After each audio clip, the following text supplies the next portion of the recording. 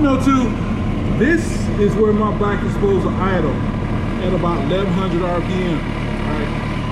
I always wondered, you know, for it to, you know, for this bike to make peak horsepower at 9500 RPM, which is right there, and for it not to have variable valve timing, I wonder why it don't lope at idle.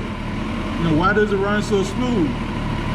Well, it turns out if you slow the idle speed down to below 1000, it will lope.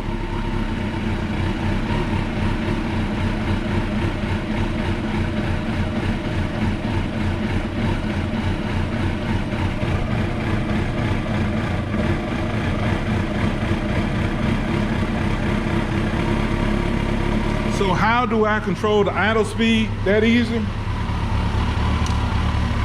It's right here. Speed it up, slow it down.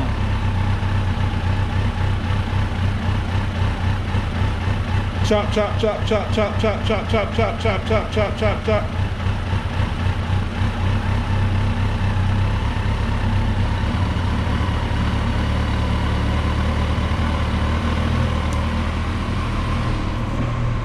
So that's how you make your ZX14. Chop, chop, chop, chop, chop, chop.